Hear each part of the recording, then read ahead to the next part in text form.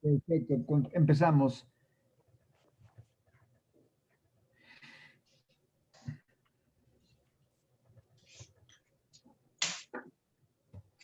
En nombre del Padre, del Hijo y del Espíritu Santo. Amén. Amén. Te pedimos, Señor, que nos ayudes a conocerte, a amarte y a servirte toda la vida. Te pedimos por esta despenalización del aborto, para que tengas misericordia de nuestro país y para que muchas mujeres comprendan la gravedad de este delito, que no porque esté despenalizado no deja de ser un crimen, y resulta todavía más abusivo cuando las leyes o los legisladores lo despenalizan. Te pedimos perdón, Señor, y te pedimos por todas las mamás para que defiendan la vida. Te pedimos por el Papa Francisco, por nuestros obispos, nuestros sacerdotes. Te pedimos por la paz. Y gracias, Señor, por esta oportunidad de tener otra vez más el círculo y por todos los aquí presentes. Padre nuestro que estás en el cielo, santificado sea tu nombre. Venga a nosotros tu reino, hágase tu voluntad. En la tierra como en el cielo. Danos hoy nuestro pan de cada día y perdona nuestras ofensas, como también nosotros perdonamos a los que nos ofenden. No nos dejes caer en tentación y líbranos de todo mal. Amén. Te salve María, llena eres de gracia, el Señor es contigo.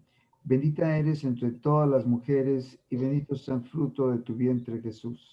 Santa María, Madre de Dios, ruega por nosotros los pecadores, ahora y en la hora de nuestra muerte. Amén. Gloria al Padre, al Hijo y al Espíritu Santo. Como era en el principio, ahora y siempre, por los siglos de los siglos santos. Amén. Bien, bienvenido, Billo, escuchamos tu voz. Gracias, Mario, gracias, buenas tardes. Buenas tardes. Todos. Buenas tardes, Billo. ¿Alcanzan a ver la imagen todos? Sí, sí se ve. Sí. Perfecto. Argumentos contra Sí, la Mario. palabra de Dios. Sí. Perfecto. Sí,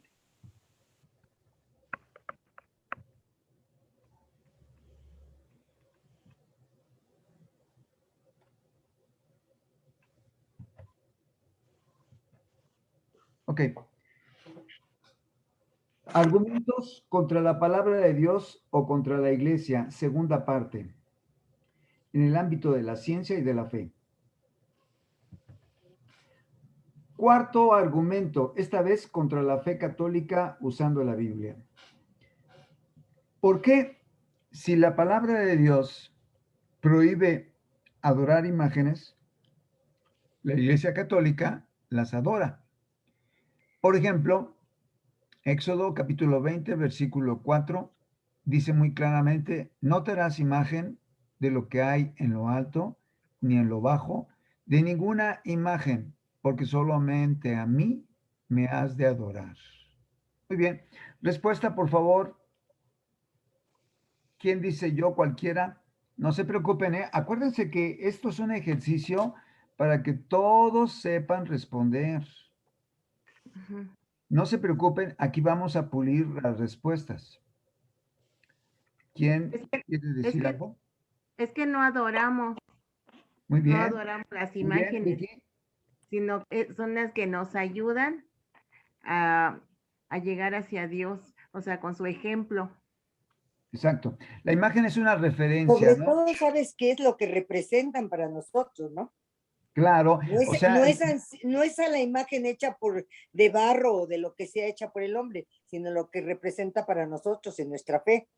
claro. O sea, Yola va un poquito más allá y nos dice que es simplemente una representación de algo que es existente, pero que va más allá de la imagen misma, a diferencia de los idólatras. Los idólatras creían que la imagen de Horus, de Astarte, de Arimán, etcétera, etcétera, todas las imágenes que adoraban eran dioses. O sea, la misma imagen. Y a esa misma imagen la consideraban tan respetuosamente Dios que era adorado por ellos. Muy bien. Ahora bien, vamos a entrar a la respuesta. Respuesta a esta argumentación. Si bien prohíbe adorar a las imágenes, el capítulo 20 del versículo 4 de Éxodo, Dios prohíbe las imágenes, mas aún Él mismo las manda a construir. En el mismo libro del Éxodo, capítulo 25, versículo 18, ordena hacer las imágenes de 2 querubines, o sea, 2 ángeles, en posición de adoración, y una serpiente también de bronce enrollada en un madero en el libro de los Números, capítulo 21, versículo 8, para que los mordidos por serpiente sean curados viendo la imagen de la serpiente. Y esta imagen será figura de Jesús en la cruz, como lo dijo Jesús mismo en el capítulo 3, versículo 15 del Evangelio de San Juan. ¿Por qué una figura?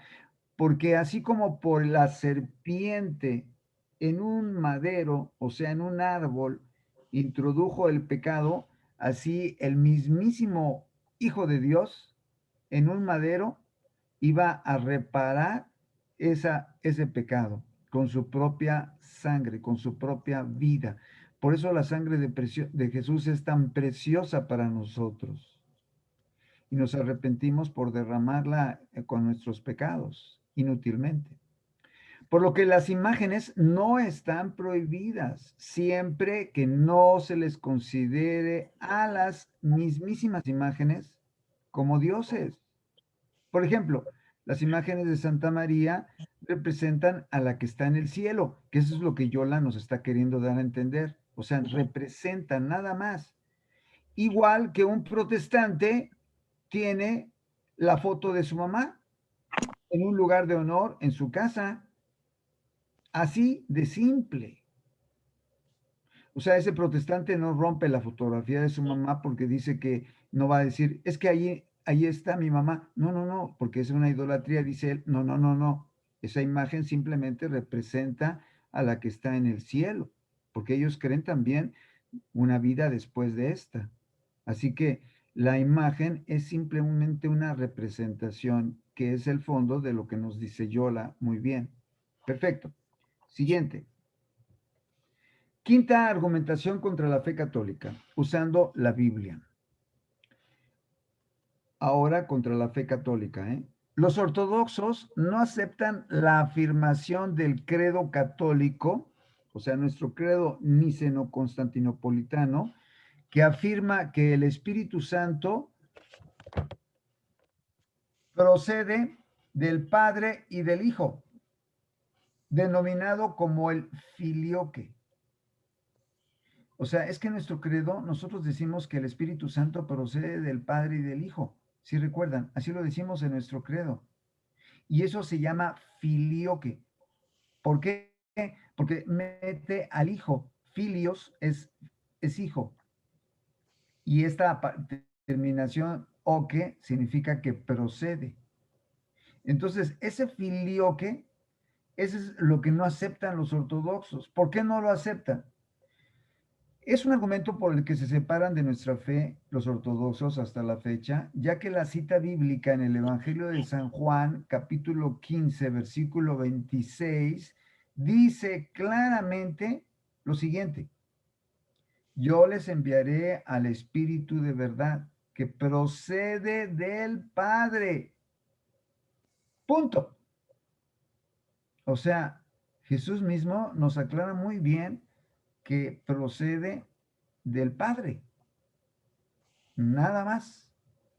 Y así lo dicen y lo enseñan los ortodoxos, y por eso dicen, es que nosotros estamos mal, o sea, los católicos, porque le metemos al Hijo. Y es que Jesús nunca mencionó al Hijo, dijo que procedía solamente del Padre.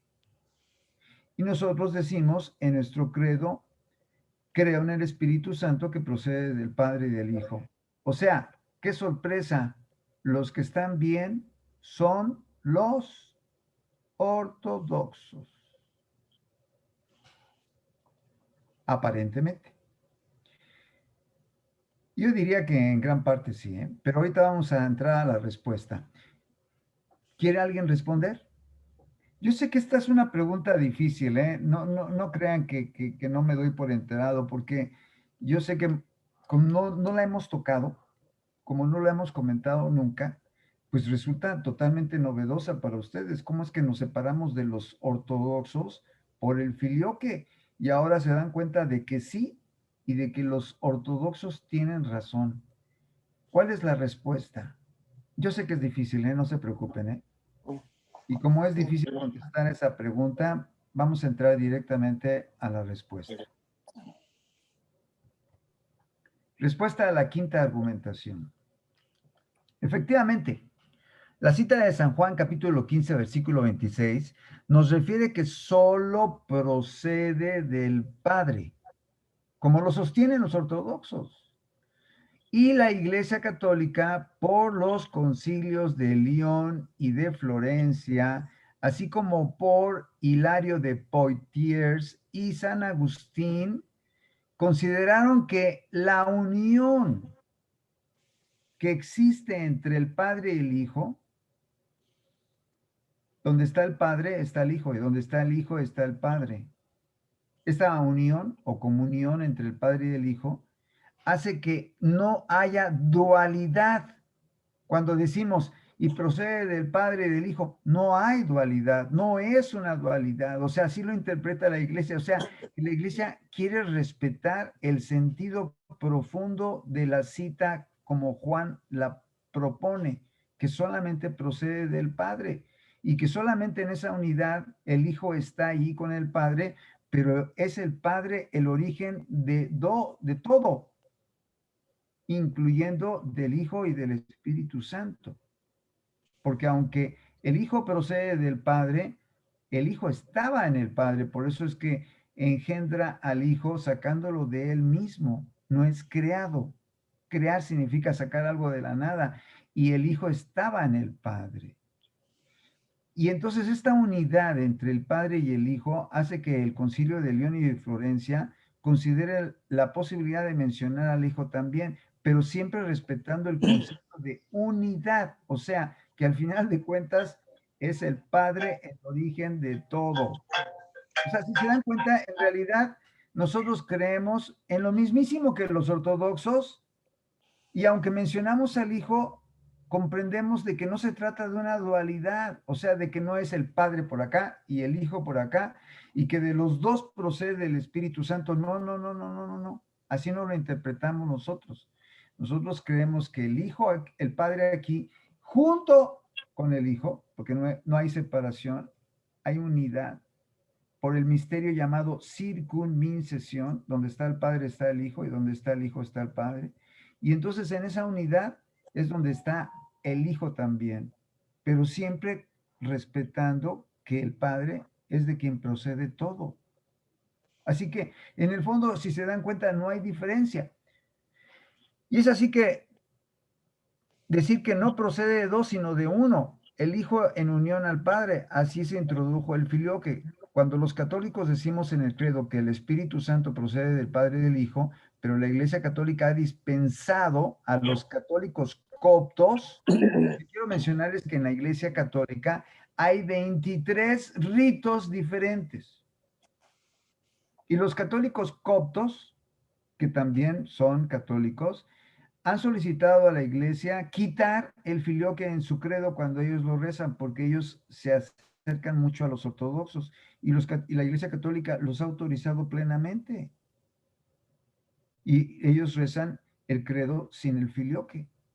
Y de la misma manera, San Juan Pablo II y Benedicto XVI, cuando se han reunido con los ortodoxos, cuando estaban en funciones los dos, cada uno, rezaban el credo, pero sin el filioque. O sea, decían tanto San Juan Pablo II como Benedicto XVI, y procede del Padre. Punto. Así como los ortodoxos. ¿Para qué? Para que no haya problemas. Eso significa que los católicos no ponen obstáculos a quitar el filioque, porque se respeta el sentido que dice la Biblia, como lo han explicado los concilios mencionados. Y el propio Papa Benedicto XVI les ha dicho a los ortodoxos, no hay problema, cuando quieran quitamos el filioque. Lo importante es que tengamos unidad, los ortodoxos y los católicos, porque Dios quiere que seamos uno, como Dios Padre, Dios Hijo y Dios Espíritu lo son, la unidad. Bien, sexta argumentación, esta vez contra la Biblia. El libro de Job es un cuentito, es una narración poética ficticia. Estoy hablando de la posición de argumentación contra, por favor, aclaro, no estoy afirmando, simplemente estoy poniendo la afirmación como en contra se nos establece. El libro de Job es un cuentito, es una narración poética ficticia. En otras palabras, es un mito para enseñarnos a tener paciencia frente a las adversidades, que es al final lo que Dios quiere. Además, no podemos llamarlo santo a Job, porque los santos solo son los que la iglesia ha canonizado después de Cristo. O sea, todos los después de Cristo son santos, pero antes de Cristo nadie es santo. Esa es la posición de todos estos que ponen este argumento, por favor. Además, no puede haber sido probado alguien tan duramente por Dios antes de la era cristiana. O sea, que no pudo existir Job cuando esa persona era buena. Y finalmente, Dios es ajeno a los sufrimientos que le pasan al ser humano en el mundo, como las epidemias, las guerras, los terremotos y el hambre, ya que estos suceden porque la naturaleza es así, es cambiante. Por ejemplo, las placas tectónicas se acomodan y originan los temblores, y no Dios que sacude a la tierra como nosotros a una sonaja. Repito, esta es la posición del argumento, ¿Cómo contestan a esta? Repito, son varias, y esta sí la pueden contestar. ¿Quién dice yo? No necesariamente todas, porque son varios puntos, que tienen relación entre sí. El libro de Job es un mito. ¿Quién contesta?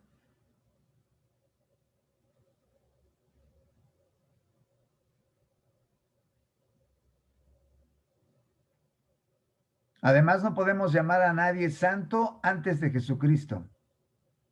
Y además, la naturaleza es así. Nada tiene que ver Dios con los acontecimientos que ocurren en el mundo. Eso lo he escuchado hasta de personas religiosas, dentro de la iglesia y de diferentes grados, Así que no vayan a pensar que es muy distante de nosotros este tipo de argumentos. ¿Nadie contesta? Pues de que sea un cuentito, la verdad es que no me acuerdo bien. Me imagino que tiene que ver con algo de alguna evidencia, de algún escrito, no sé, antiguo. Muy bien, Pablo. Pues estás intentando contestarla. Es importante que todos intentemos contestar esto porque créanmelo, de verdad, se van a encontrar con gente que se los va a decir. Por ejemplo, recuerdo... Doctor, ¿puedo comentarle respecto al segundo punto? Escuchamos. Bueno, respecto a esto de que no podemos Ana. llamar. Ajá, me decía, del segundo punto quería comentar que, pues esto de que no podemos llamar santo a ninguna persona que haya vivido así antes de Jesucristo, pues no, porque, bueno, yo recuerdo que se nos ha comentado que pues Dios puso algo así como unos mandamientos, ¿no? En nuestro corazón, algo que le llaman, creo que la ley natural o algo así por el estilo, no me acuerdo bien. Malo, ¿verdad? Porque ya tengo que explicar bien a quien me lo comente. Bueno, el hecho No importa, es que Ana, no importa, está bien. aun cuando estas personas antes de Jesucristo no conocieron los mandamientos, finalmente en su corazón hay una ley divina que nos guía, ¿no? Que a lo mejor muchos llaman conciencia. Entonces nosotros, por eso que está inscrito en nuestro corazón, nosotros tenemos un cierto comportamiento, ¿no? Entonces, y como dice la Biblia, ¿no? Santo no es el que no peca, sino el que pecando se levanta cada vez que comete un error. Pues finalmente también hay personas que fueron santas antes de la llegada de Jesucristo, ¿no? Y por la comunión de los santos que existe, ¿verdad? Esa iglesia militante que somos los que estamos vivos, esa iglesia purgante que son los que están pues purificándose antes de llegar al cielo, y por esa iglesia triunfante, pues también somos santos, ¿no? Porque pues mientras estamos en la iglesia militante estamos luchando, y cuando llegamos a la iglesia triunfante, pues ya pues a lo mejor somos en toda la extensión de la palabra, ¿no? Pero por pertenecer a esa iglesia o a esa comunión que existe entre estas tres partes, que es el purgatorio, el cielo, el infierno, pues finalmente somos santos, ¿no? Pero aquí yo creo que más que nada el argumento sería ese, ¿no? Porque finalmente por su modo de vida, o sea, sí se pueden llamar santos, ¿no? Muy bien. Contesto de entrada esa argumentación, Ana. Mire, está bien en el sentido de la salvación, porque todas esas personas que antes de Jesucristo nacieran en diferentes religiones, claro que se pueden salvar, y no solamente antes, sino también después de Jesucristo, como dice la Virgen, si creen en Dios y guardan sus mandamientos. Pero el término de santo se aplica, ya voy a empezar a contestar, a todos los personajes, tanto del Antiguo como del Nuevo Testamento, que no solamente creyeron en Dios, sino que esperaron al Mesías y que guardaron estrictamente los mandamientos. Y eso los convierte en santos, tanto los que vivieron antes de Jesucristo en la Biblia, como los que vivieron después de él, esperando la venida del Mesías y guardando esto, que son sus mandamientos escritos en la Biblia misma, con Moisés. Esos sí son santos. Por ejemplo, Job, el santo Job. Por ejemplo, Jeremías, San Jeremías. Están en el santoral, quiero decirles, ¿eh? Bien, vamos a entrar directamente ya a la contestación, más a fondo, con detalle. Respuesta a la sexta argumentación. La Iglesia ha canonizado a Job porque lo llamamos el Santo Job y lo celebramos en el Santoral el 10 de mayo, el mismísimo Día de Mamá en México, que por cierto no es igual en todas las partes en el mundo, ese día. Y a todos los, pero sí a Job, en todas partes en el mundo se venera a Job como santo, en todas las iglesias del mundo. Yo me estoy refiriendo al 10 de mayo como el Día de la Mamá. Y a todos los grandes personajes del Antiguo Testamento también están canonizados. Por ejemplo, a San Jeremías, el profeta que vivió en el siglo VI antes de Jesucristo, lo celebramos también en mayo, el 1 de mayo, el Día del Trabajo. Así que son santos, definitivamente que sí. Y la Iglesia goza de infalibilidad cuando canoniza a alguien. Fíjense, cuando Monseñor Schulenburg, que estuvo dirigiendo la basílica durante 30 años, al final se opuso a la canonización de San Juan Diego, afirmando con el padre que Juan Diego no había existido. Y la Iglesia, a través de muchos sacerdotes, entre ellos el padre Eduardo Chávez, que participó durante muchísimos meses en la investigación, presentaron decenas de pruebas que mostraron la existencia de Juan Diego y que era considerado santo por sus compatriotas, por las personas que vivían con él en la región. Y la Iglesia finalmente lo canonizó. Y el padre, el abad Schulenburg, luchó terriblemente para que no se canonizara, porque él sabía perfectamente que en el momento en que él era canonizado, ya no podía atacar la existencia de Juan Diego. ¿Por qué? Porque la iglesia goza de infalibilidad cuando canoniza a alguien. Y por lo tanto ya no puedes enfrentarte a negarlo, porque si ya lo canonizó la iglesia, es infalible. Y entonces si niegas que, que existió cuando ya lo canonizó la iglesia, estás en riesgo de tu fe. ¿Por qué? Porque estás negando la infalibilidad de la iglesia. Así de delicado es el tema. Por eso es que después de que la iglesia lo canonizó, se quedó calladito. Igual el padre Limón y los que lo acompañaron a Schulenburg. Doctor, una pregunta. Por favor, Luz. En el caso del nombre de Job, no es ese Job del que habla el libro de Ezequiel en el capítulo, creo, 14, ¿no es ese Job? No. O sea, para que fuera una persona real, no. No, Luz, el Job al que nos estamos refiriendo es al libro sapiensal que existe en la Biblia como el libro de Job, J-O-B, que por cierto significa Job, el que sufre, el que padece. Ese libro, es que como sí.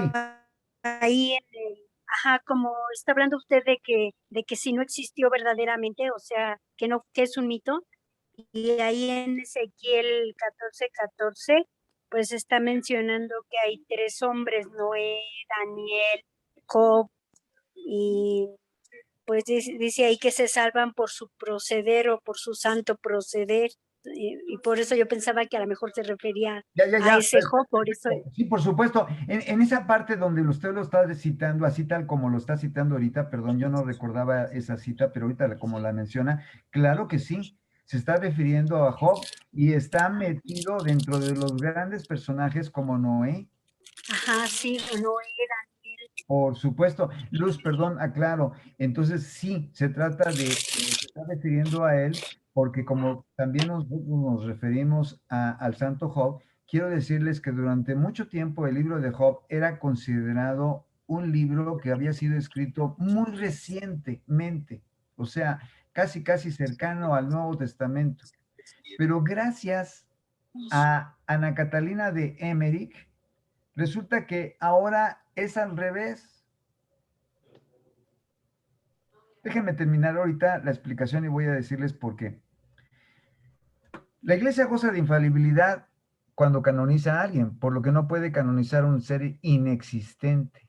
Por ejemplo, no puede canonizar a Mafalda, la caricatura de Quino, pero sí tenemos a la beata Mafalda, porque en el santoral tenemos a una mujer que se llama Mafalda, esposa del rey Enrique de Castilla, en España, por haber sido una mujer muy buena.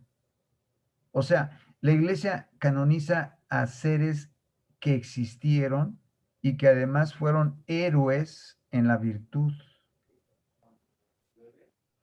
Lo podemos ubicar en el tiempo a Job y en el espacio, porque como dice la beata Ana Catalina de Emmerich, es contemporáneo a Abraham.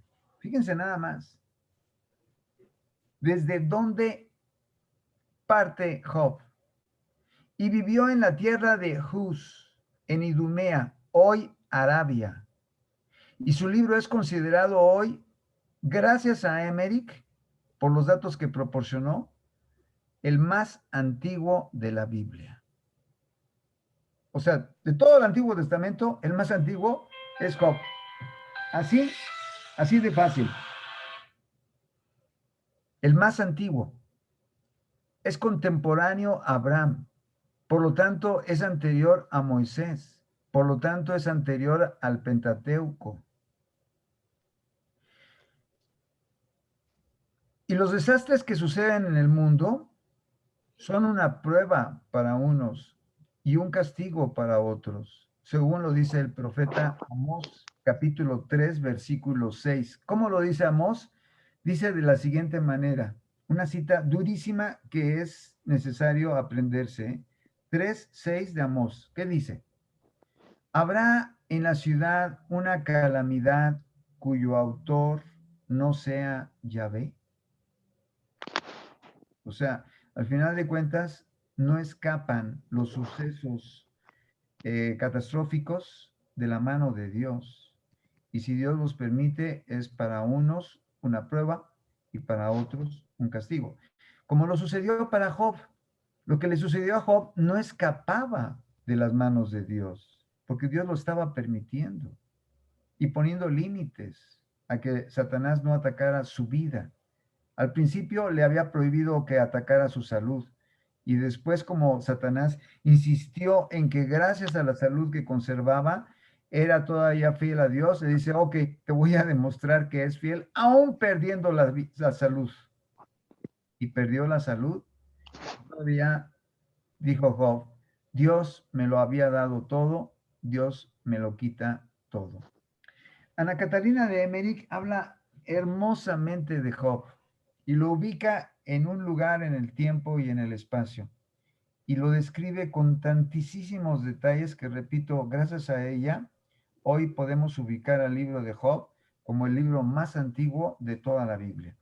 Y gracias a esta mujer, una alemana, por cierto, se pudo descubrir la casa de la Virgen María en Éfeso, porque dio todos los detalles para poder llegar a ella. Yo quiero decirles que la casa ya no existía, pero Emmerich dijo, está llegando por aquí, pasan el río, pasan por acá, está en Turquía, tienen que pasar este camino, esta otra ciudad. Total, dio pelos y señales de cómo llegar cuando Emmerich jamás pisó Turquía, pero todo lo veía en visiones, incluso a Job mismo. Le pasaban incluso a Emmerich un hueso y ella podía saber de quién era, si de un santo, incluso un objeto que era bendecido por un sacerdote, podía saber perfectamente que había sido bendecido por un sacerdote porque esa bendición dejaba huella. De ese tamaño es Emmerich. Bien, gracias por el intento de contestar. Séptimo argumento contra la Biblia. ¿Por qué hay variantes en la historia del diluvio? Por ejemplo, la epopeya de Gilgamesh nos habla que después de haber sobrevivido de un intenso diluvio, busca la inmortalidad Gilgamesh con Utnapich en las márgenes de un río, pero confirma que hubo un diluvio. Otra tradición en América se encuentra en el Popol Vuh, que también habla de un diluvio que ocurrió en América y que los hombres fueron hechos de madera y finalmente de carne. Y otra tradición en China habla también del diluvio con Gun, que intenta por un suelo milagroso que se autoexpande resolver el problema del agua que les está llegando hasta las montañas. Incluso en Indonesia, en Filipinas, hay otras tradiciones, o sea, en los 5 continentes del mundo. Pero ¿por qué hay esas diferencias? Pregunta. Esta sí ya la pueden contestar, porque es muy semejante a una objeción que ya vimos anteriormente. Pues Mario. ¿Quiere contestar, por favor, Eva? Bueno, yo creo que también sería por la ubicación, las regiones y las características de las poblaciones, de cómo vivieron y vieron ellos el diluvio. Muy bien. Sí, sin duda alguna que sí, Eva, porque obviamente no es lo mismo lo que sufrieron en una zona que en otra, claro que sí, pero hay diferencias que al final de cuentas nos están hablando de otro detalle que lejos de contradecir el punto en común, lo confirman y que ya lo habíamos visto anteriormente. Y utilizamos una palabra muy importante para que sepan contestar esto y que de verdad les resulte todavía más clarificante. Lo que dice Seba es cierto, no se contrapone, totalmente cierto.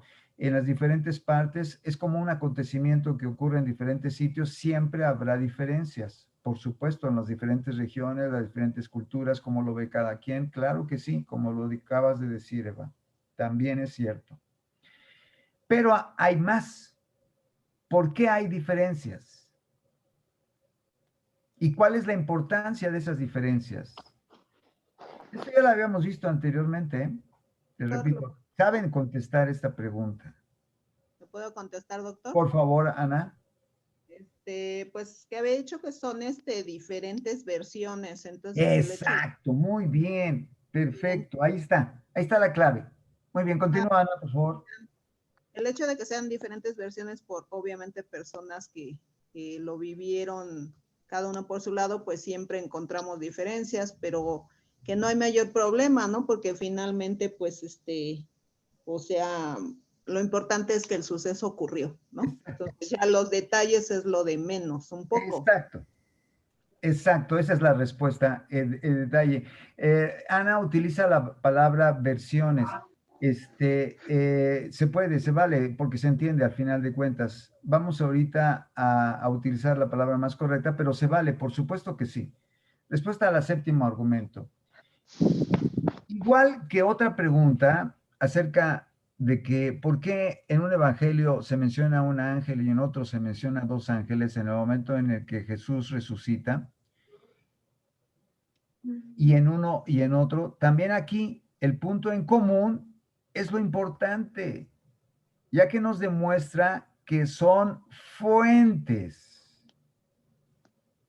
O sea, lo que dice Ana, versiones, fuentes diferentes, completamente desconectadas entre sí. Y por esas diferentes culturas, lo que decía Eva, en los 5 continentes, que nos hablan de que ocurrió el diluvio, eso es lo importante, lo que dice Ana también otra vez. O sea, el punto en común. Y que lo que afectó en todos los continentes, ese diluvio, nos muestra que es universal. Y eso es lo importante. Y la diferencia nos demuestra que son fuentes diferentes y por lo tanto resulta más confiable que si ocurrió, que sí ocurrió el hecho, como un hecho histórico, por las diferentes fuentes. Eva. No, nada, no, me acomodé, gracias. Perfecto, perfecto. Muy bien. Preguntas hasta aquí. Continuamos la siguiente ocasión. Vamos a entrar a la oración. Perdón, ¿iba a ser alguien? Sí. Por favor. Antes de que avancemos, precisamente Ana tenía una duda que dice, respecto a la pregunta anterior, que decía, para canonizar a una persona hay todo un proceso, pero los santos de la Biblia, ¿cómo se llevó a cabo? Exacto. Miren, De antes de Cristo. Miren, el hecho de que Job, Jeremías, Isaías o cualquier otro personaje del Antiguo y Nuevo Testamento hayan sido mencionados por los agiógrafos. Agiógrafo significa escritor sagrado. O sea, quien haya escrito esto, por ejemplo, sabemos que Jeremías fue escrito por su escribano que se llama Baruch, que por cierto él tiene también otro libro, el libro de Baruch. Es otro de los libros de los 46 del Antiguo Testamento. Pues bien, esos personajes, nada más por el hecho de que están escritos en la Biblia, nos confirma que es una persona real, existente. Como veremos más adelante con Jonás, el personaje que fue tragado, estoy utilizando comillas, por una ballena. Estoy utilizando comillas, por una ballena. Ya después explicaré en la próxima clase el tema de Jonás y por qué las comillas. Y por lo tanto, se trata de personajes existentes, a pesar de que resulten difíciles de comprender para muchos. Y con eso basta por el testimonio que da la palabra de Dios para comprender que fueron seres históricos y que, tomando en cuenta las palabras de Jesús cuando dijo, la palabra de Dios no puede fallar, o sea, que tiene la garantía de Dios mismo, que es el mismo testigo de la palabra suya, el mismísimo Dios, que no puede mentir ni engañarnos, nos resulta para nosotros perfectamente confiable. Y por eso es que la iglesia, tomando en cuenta los datos que nos proporciona Job, es un libro y un personaje absolutamente santo, igual que Jeremías, Isaías, etc.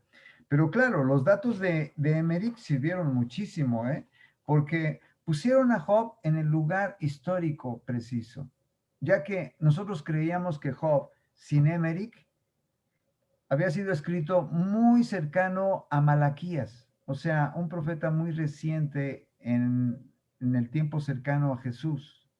Pero, diferencia cuando se lea a Emmerich. Emmerich nos demuestra que Job es contemporáneo a Abraham. Ya con eso se podrán dar cuenta de que estamos hablando muchísimo tiempo atrás de Moisés, que fue el primer escritor que conocíamos de la Biblia, con el Pentateuco. Porque Dios mismo le dice a Moisés que escriba. Es más, el mismísimo Dios le entrega a Moisés el primer escrito de la Biblia. ¿Cuál fue el primer escrito? Las tablas. ¿Cuál fue el primer escrito que Dios le entregó a Moisés? Las tablas de la ley. Muy bien, claro que sí, excelente. El primer escrito que Dios le entrega a Dios de la Biblia son las tablas de la ley. Pero resulta que ahora, antes que ese escrito valiosísimo, que está dentro del arca de la alianza y que se va a descubrir pronto, porque así está la profecía de Jeremías, se descubrirá al fin de los tiempos el arca de la alianza, donde están nada menos que las 2 tablas en las que Dios escribió los 10 mandamientos. Y recuerden, en esas 2 tablas escribió en una 3 y en otra 5, perdón, en otra 7 mandamientos. O sea, no son 5 y 5 como se nos hubiera ocurrido a cada uno de nosotros, porque lo más fácil es decir, bueno, pues aquí escribe 5 y en otros 5 y así pues están los 5 y 5 repartidos en 2 tablas. No, en una 3 porque está relacionado con Dios y en la otra 7 porque está relacionada con los hombres. Y si se dan cuenta, una cruz. ¿Por qué una cruz? Porque la relación vertical y la relación horizontal de nuestra vida en la tierra. La relación vertical con Dios y la relación horizontal con nuestros prójimos. Pues bien, entonces el libro de Job es tan importante que lo convirtió Emmerich en uno de los libros más antiguos de toda la Biblia, porque es contemporáneo a Abraham. Ahora, lo interesante, cuando describe a Job, Emmerich, nos describe que Job era un hombre que buscaba a Dios con los rudimentos más sencillos que son su inteligencia. Su inteligencia, sí, igual que Akinotep en Egipto, que ordenó a Egipto que solamente había un solo Dios, que no había tantos dioses, que se dejaran de vaciladas. Y por eso fue asesinado Akinotep. Igual sucedió con Nezahualcóyotl. Nezahualcóyotl decía, solamente hay un solo Dios. No hay tantos dioses. Eso es imposible. Por lo tanto, Job, igual que Nezahualcóyotl, igual que Akinotep, igual que Sócrates, creían que solamente había un solo Dios. No podía haber tantos. Con la pura inteligencia, buscando a Dios con sincero corazón. Bueno, el caso de Job es tan especial, pero tan especial, que Emmerich señala que a Dios le caía tan bien Job que enviaba a un ángel a platicar de vez en cuando con él. Fíjense qué interesante, ¿eh? No sabíamos tantos detalles gracias a Emmerich de Job. O sea, no solamente nos demostró Emery que Job existió, sino también lo ubicó en un lugar en la tierra y un lugar en el tiempo. Y además nos dio más características de lo que la Biblia nos decía de Job. Así de tan interesantes. Bien, vamos a hacer la oración y a responder preguntas, y hablar de tantas cosas que tenemos. Permítanme. Recuerden, al final de la oración también hacemos peticiones de todos, Así que vayan preparando sus peticiones.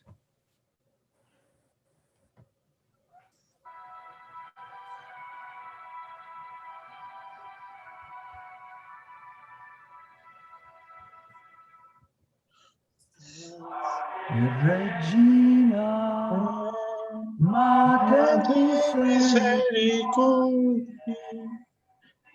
vida dulce, es nuestra salve. A ti clamamos,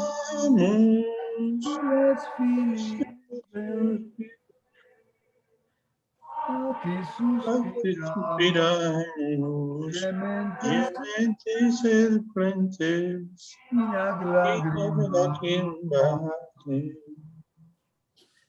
ella ego, advocata nostra, y los tuos misericordia, haznos converte. Jesús, benedictus nobis nos detente.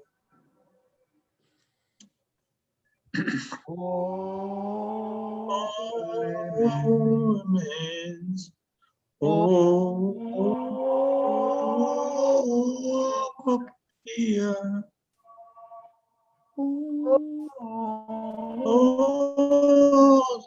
Dulcis Virgo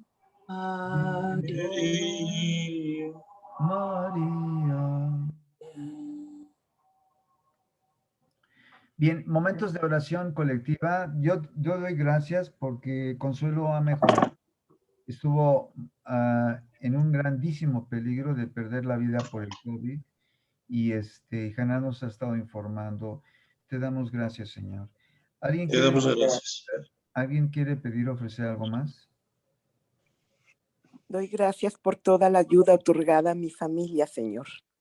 Gracias, Señor. Gracias, Señor. También gracias porque has ayudado a Male a mantenerse de pie frente a tanta tribulación. Doy gracias por la salud de mi sobrino Gerardo Telles, que cada día va mejorando más. Y también pedimos oraciones por el eterno descanso del Padre Sergio. Ay, sí, el Padre Sergio, que se nos fue, ¿verdad? Sí. Creo que Vicky ya les mandó en el chat para las misas que le van a celebrar. Varias misas. Sí, Haná nos hizo el favor de pasarnos los lugares de las misas para el Padre Sergio. El Padre Sergio, quiero decirles que estuvo en la iglesia del Sagrado Corazón de Jesús. Y de la Estrella, estuvo 3 años ahí. Así es. Sí. ¿Alguna otra petición? ¿Acción de gracias? Pues damos gracias a Dios de que todos estemos bien por tantas catástrofes que han pasado, de todo lo que ha pasado con nuestros hermanos del Cerro del Chiquihuite. Hoy hubo otro desgaje también y pues demos gracias a Dios, ¿verdad? Y pidamos por todas las personas que salieron afectadas. Te lo pedimos, Señor. Te lo pedimos, Señor. Gracias, Yola, por pedir por ellos,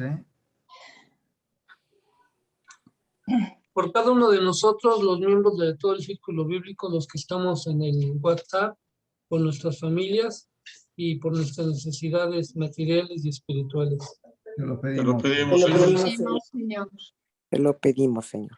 Te damos gracias, Señor, también porque nos haces reflexionar y valorar la vida, Padre Santo, así puedan imponer las leyes que quieran en todos los gobiernos, que nos permites pensar, que nos permites estar cerca de ti y escucharnos, para que nos des el valor de hablar con esas personas que están a favor de la muerte y convencerlas, Señor, de que solo tú eres vida, solo tú eres el camino, la verdad y la vida, Señor. Así Te es. lo pedimos, Señor. Te lo pedimos, Señor. Te pedimos, Señor, porque tengamos más vocaciones sacerdotales, religiosos, y también te pedimos por nuestros sacerdotes para que lleguen a la santidad. Te lo pedimos, Te lo Señor. pedimos, Te Señor. pedimos, Señor. Por nuestro Padre Ángel. Te lo pedimos, Te lo Señor. pedimos, Señor. Pues para que siga teniendo muchas respuestas, porque está trabajando mucho por las composturas de la parroquia. Dios quiera que la gente siga apoyándolo siempre. Así es, te lo Te pedimos. lo pedimos, Te lo Señor. pedimos, Señor. Porque nos volvamos más fuertes y pacientes y confiemos más en ti, Jesús. Te lo pedimos, Te Señor. lo pedimos, Te Señor. lo pedimos, Señor. Perdón, estoy extrañando a Silvia. ¿No está Silvia presente, Así es, Mario? hoy no estuvo Silvia, hoy estuvo con sus familiares que se reunieron y Ah, muy bien. me dejó y me los mandó saludar. Ah, pero está bien, bendito sea Está Dios. bien, gracias a Dios. Ok, bendito sea Dios. ¿Alguien quiere hacer otra petición o acción de gracias? Sí, por todos los enfermos y necesitados y principalmente por los que están en agonía y hoy tienen o tenemos que estar ante su santísima presencia. Te lo pedimos, Te Señor. lo Pedimos, Pedimos, Señor. Señor. Te pedimos muy especialmente porque se acabe esta pandemia, Señor. Ay, así sea. Que recuperemos todos, el mundo entero, económicamente, en salud, en estabilidad. Te lo pedimos, Señor. Te Te lo lo pedimos. pedimos, Te lo Señor. pedimos, Señor. Te Al pedimos- igual te pedimos por todas las personas enfermas en los hospitales, por una amiguita de aquí de la parroquia, Tete Fernández, te pedimos mucho por su salud. Te lo pedimos, Te lo Señor. Te lo Pedimos, Señor. Señor. Señor. Te pedimos porque todos los mexicanos, especialmente las mexicanas, estén conscientes de que esta despenalización del aborto no es un beneficio para nadie, es un perjuicio para todos los seres humanos, todos los mexicanos, porque al final de cuentas sobre todos carga el peso de un asesinato, ya que nos vuelve cómplices unos de otros. Así que le pedimos por todos los mexicanos, especialmente las mexicanas, y por todos los países donde se ha hecho lo mismo, para que estén conscientes de la importancia de esto y Dios tenga misericordia de nosotros. Te lo Dice, pedimos. Te lo Te lo pedimos, te Señor. lo pedimos, Señor. Te Señor. lo pedimos, Señor. ¿Alguien quiere pedir o ofrecer algo más? Yo también pido, el Padre Ángel está organizando con 2 religiosas, para ayudar a las chicas, sobre todo dándoles pláticas, que ojalá que acudan a las pláticas. Están muy bonitas las pláticas y están invitando a las jóvenes, sobre todo, para que ellas acudan. Te Te lo pedimos, pedimos, Señor. Señor. Te lo pedimos, Te lo Señor. pedimos, Señor.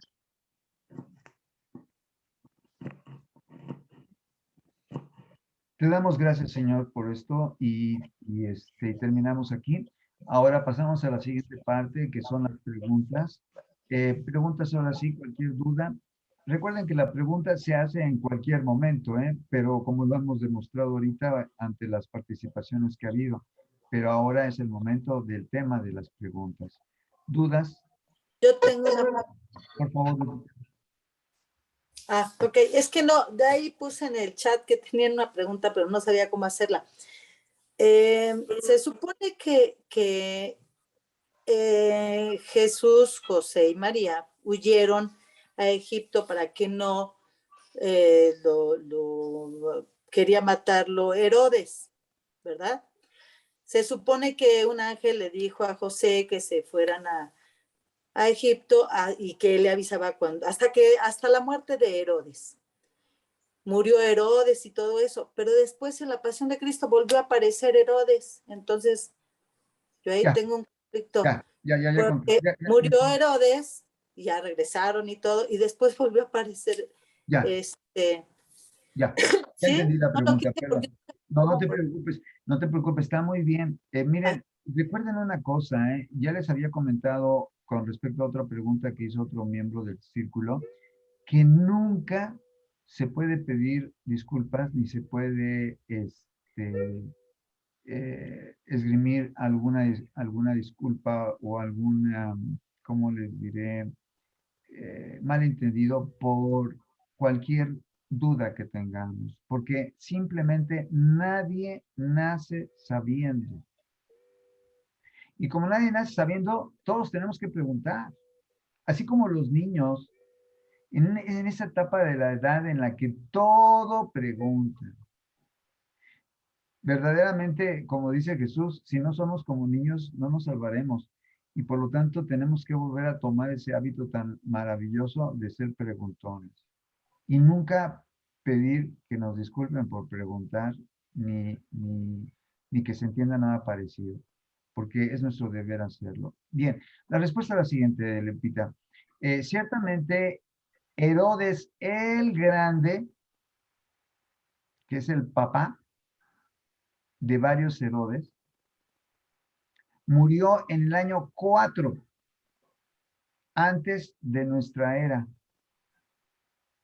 O sea, que antes de que contáramos o contabilizáramos el nacimiento de Jesús, murió Herodes. Por lo tanto, es obvio que Cristo nació en el año -6 de nuestra era. Y los hijos de Herodes tuvieron gobierno, o sea, gobernaron. Por ejemplo, Galilea era gobernada por Herodes Antipas, que era hijo de Herodes el Grande. Se llamaba Herodes también, efectivamente, pero ya no el Grande, sino Antipas. Y después hubo otro nieto que era Aquelao, Herodes Aquelao, que es en tiempos de San Pablo, cuando es perseguido y Herodes también lo investiga y, y es el responsable de que lo envíe a Roma. Así que varios Herodes, papá, hijo y nieto, vinieron gobernando provincias en las que hubo cristianos que experimentaron su presencia. Pero ya no estamos hablando del mismo personaje, sino de diferentes, de una familia en la que el papá, el hijo y el nieto gobiernan con el mismo nombre, aunque con diferente apellido. Y perdón, ¿y cuál fue el que cuando huyeron a Egipto y cuál fue el de la pasión? Correcto. El que huyeron, el que Herodes, el que mata a los inocentes es Herodes el Grande. Así le llaman el Grande porque él hizo unas obras faraónicas, pero faraónicas. Faraónicas quiere decir sensacionales. Por ejemplo, el templo de Jerusalén con piedras que el mismo Jesús y los discípulos comentan de lo grandotas las piedras y que todavía hoy en día se pueden ver en el Muro de los Lamentos. Él lo hizo. Y él también hizo la Torre Antonia y hizo también Masada, que son lugares impresionantes. Por eso le llaman el Grande, porque hizo obras impresionantes. Herodes, el Grande. Y Herodes, el hijo, es el llamado Antipas, que es el que regresa Jesús cuando está gobernando el hijo y que en un momento Pilatos lo envía ante él. Y entonces Herodes, este hijo, lo entrevista y le hace preguntas y Cristo no le contesta ninguna pregunta. ¿Por qué? Porque simplemente él lo hace por curiosidad y no por interés de convertirse.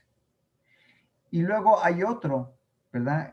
Que es Aquelao, que es el nieto del Grande.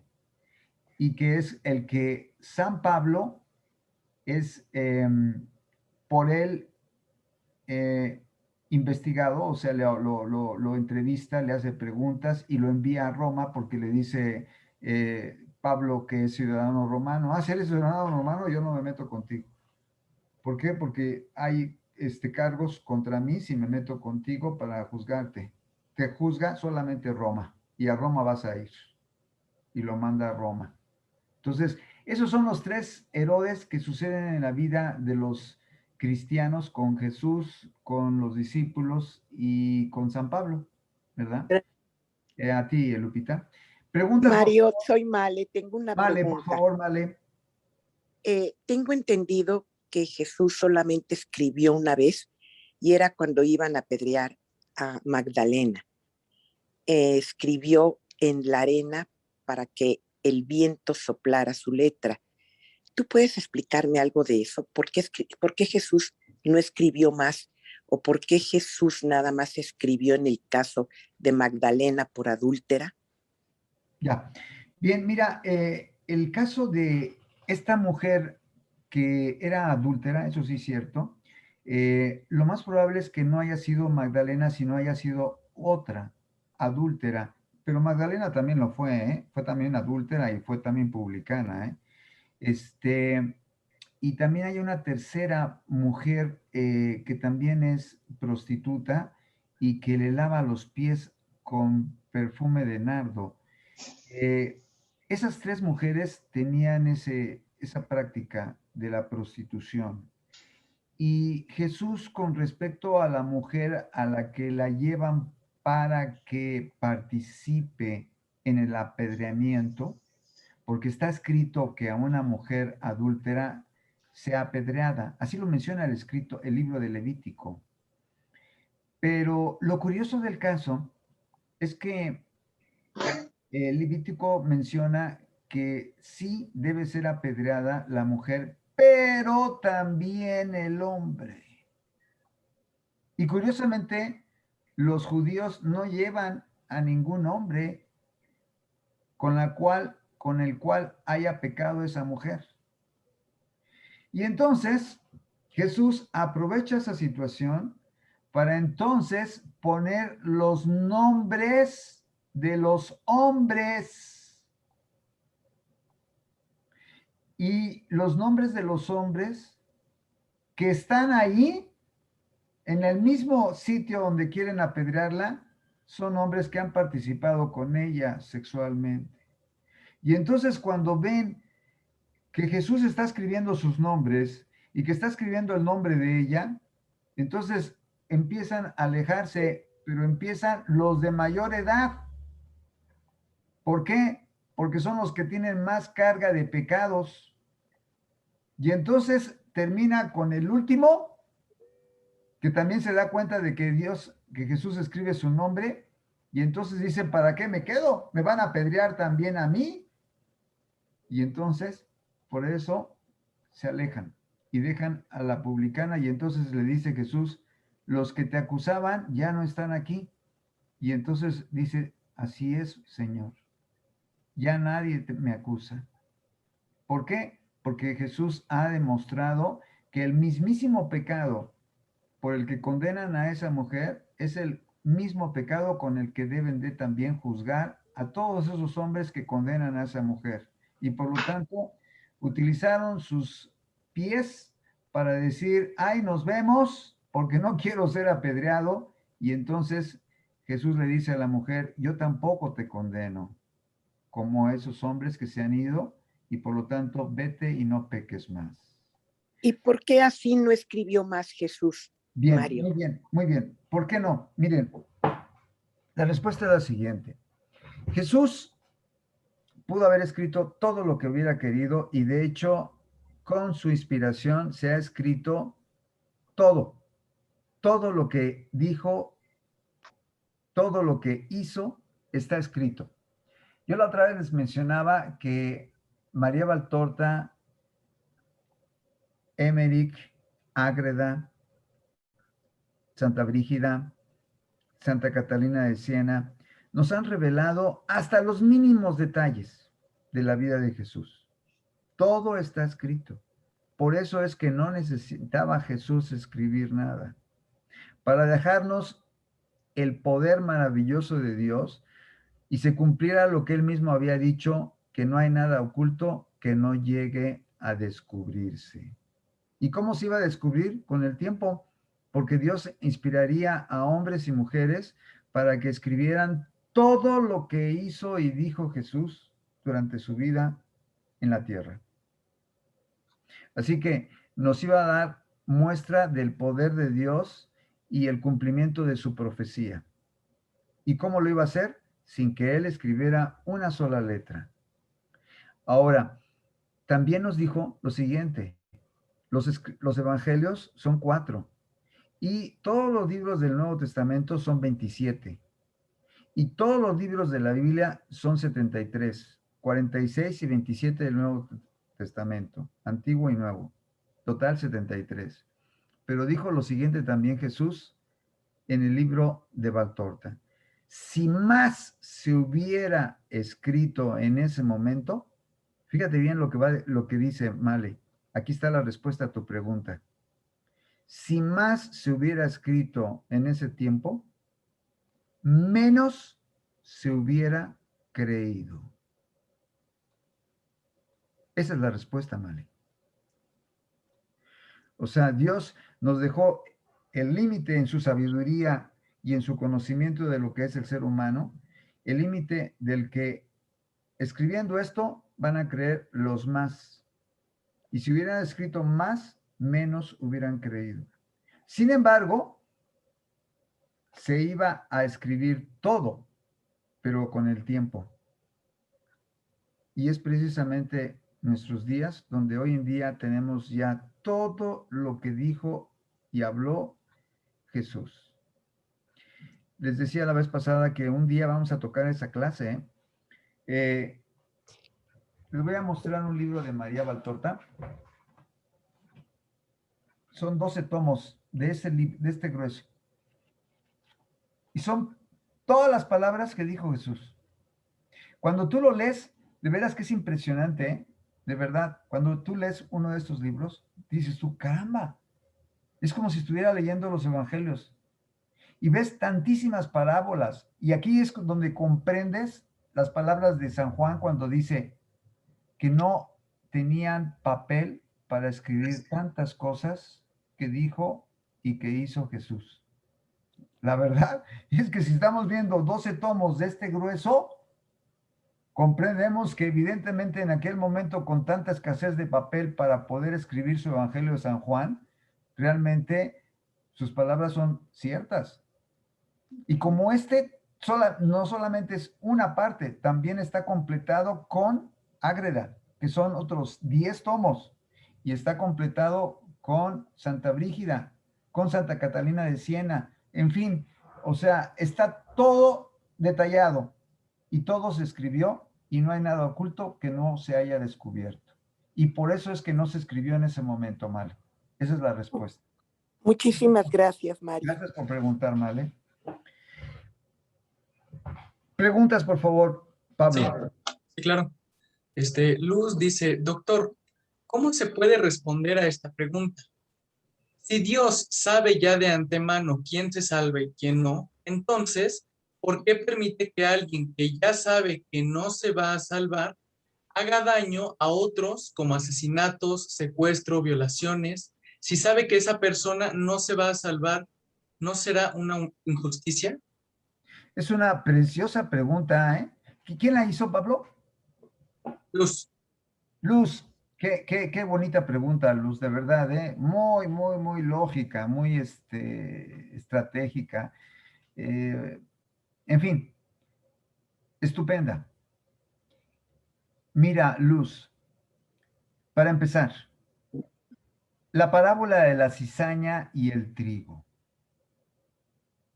La parábola de la cizaña y el trigo empieza a responder tu pregunta cuando los mismos ángeles le dicen a Dios, Señor, vamos a separar la cizaña, ¿no? Para que no afecte al trigo. Para que no afecte al trigo. Es lo que tú estás precisamente preguntando y comentando, para que no dañen los malos a los buenos con secuestros, asesinatos, robos, ¿verdad? Violaciones, etcétera, para que no dañen. Y entonces dice Jesús, no separes a la cizaña del trigo, sino hasta el final. Y hasta el final separaremos a la cizaña y la mandaremos al fuego. Y al trigo que sufrió como yo, o sea, como el mismo Jesús, los efectos de la cizaña, porque el mismísimo Jesús, también como los que son secuestrados, asesinados, violadas, en fin, dañadas y agredidas por todo lo que tú quieras, todas esas personas, al final de cuentas, se parecen a Jesús. Y nos dice Jesús que aún sufriendo con paciencia esos secuestros, esos asesinatos, etcétera, esas personas son como el trigo, como el mismo Jesús, que sin merecer fueron víctimas por la cizaña. Y Dios, por ese sufrimiento de esas personas, que como Jesús lo sufrieron injustamente, esas personas se salvan, porque al final de cuentas sufrieron la maldad. Pero les está dando la oportunidad a los cizañosos de salvarse gracias precisamente a esos justos cuando ven su manera de sufrir y de padecer. Porque quiero decirles que varios de ellos se han convertido. Ahí tienen, por ejemplo, a Longinos. Longinos fue ese hombre que le atravesó la lanza en el costado a Jesús. Cuando cayó sobre sus ojos la sangre, el mismo Longinos, que tenía problemas en sus ojos, porque tenía un daño ocular, y sin embargo hacía sus esfuerzos para matar a Jesús, en ese momento recuperó la vista y se convirtió y se dedicó a predicar a Jesús. Hoy en día es San Longinos. O sea, que el asesinato y muerte de esos justos puede ser causa de que parte de la cizaña se convierta, y es la última oportunidad de esa manera que Dios les da para que los cizañosos se conviertan y se salven. ¿Por qué? Porque se juega su condenación o su salvación en ese último esfuerzo, dejando al trigo que sufra los efectos de la cizaña. Por eso es que Dios deja a la cizaña junto al trigo hasta el final, porque les está dando la oportunidad última de salvarlos, haciendo el mal, tristemente, al trigo. Pero el trigo también con su sufrimiento, igual que San Juan Bautista, igual que Jesús, igual que todos los apóstoles, con excepción de Juan, que aunque fue intentado martirizar, no resultó que fuera asesinado, porque Dios lo ayudó a que el aceite hirviendo no lo quemara. Pues bien, con todos esos intentos, esa cizaña muchas veces se convierte, y esa es la última oportunidad que Dios les da por esa sangre de esos justos para que se salven, porque Dios quiere que todos, Luz, que todos se salven. Sí, doctor, o sea, sí comprendo. Continúe, Luz, continúe. Sí comprendo que Dios quiere que todos los hombres se salven, pero si ya Dios de antemano sabe quién no se va a salvar, entonces, ¿qué caso tiene darle esa oportunidad a esa cizaña que él ya sabe que no se va a salvar? Ya. Porque Luz, el libre sí. albedrío, o sea, ahí también puede entrar, pero en realidad, si Dios es todopoderoso y ya sabe que esa persona no va a salvarse, como que no tendría objeto que estuviese haciendo mal a la gente justa o a las personas buenas, por decirlo así, porque pues no va a salvarse, él ya lo sabe. Entonces, ¿para qué le da esa oportunidad si él ya sabe de antemano que no va a salvarse? Luz, es preciosa su pregunta, aún con sus matices. Allá voy todavía, allá voy. Fíjese, por ejemplo, en la cruz, en el Gólgota, está Dimas y Gestas. Gestas decide no salvarse, pero Dimas decide convertirse por Gestas.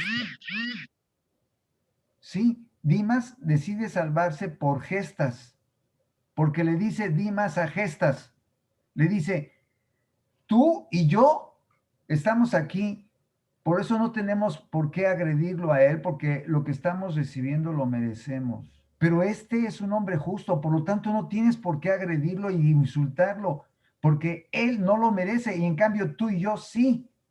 O sea, lo que quiero decirte, Luz, es que aún entre los cizañosos, la cizaña más mala sirve para que parte de otra cizaña se salve. No sé si me estoy explicando, Luz. O sea, que entre los cizañosos ayuda incluso los más malos que decidieron no salvarse por su propia personal cuenta y decisión, a que los menos cizañosos se salven, convirtiéndose. O sea, también los muy cizañosos tienen un plan en el plan de Dios para salvar a los menos cizañosos. A pesar de que se van a condenar, como usted dice muy claramente, esos sirven para que los menos cizañosos se salven. Y por lo tanto, Dios, buscando la salvación de todos, gracias a esos cizañosos excesivos, los menos cizañosos también se salvan. Recuerden lo que pasó con Dimas y Gestas. Por lo tanto, ellos también están cumpliendo un plan de salvación. ¿Sí me estoy explicando, Luz? Sí, sí, doctor, Y es pero muy hermosa su como pregunta, que, ¿eh? como Muy- que no me da mucho. no se preocupe, pero analícelo y vea cómo Dimas, gracias a Gestas, se convierte. Porque cuando ve la agresividad de Gestas, Dimas, dice, ay, qué malvado eres. O sea, ¿cómo es posible que no te conviertas cuando estás viendo que nosotros sí lo merecemos y todavía estás así atacando al justo? Y en cambio tú y yo lo merecemos y estás portándote demasiado malo. Y por lo tanto, Entonces a Dios le interesa más salvar el alma que esa alma haga mucho mal a otros. exacto, porque sabe que, Luz, muy bien dicho, porque sabe Luz que ese más malo sirve para que otros menos malos se salven. O sea, Dios al final de cuentas está buscando la salvación de todos.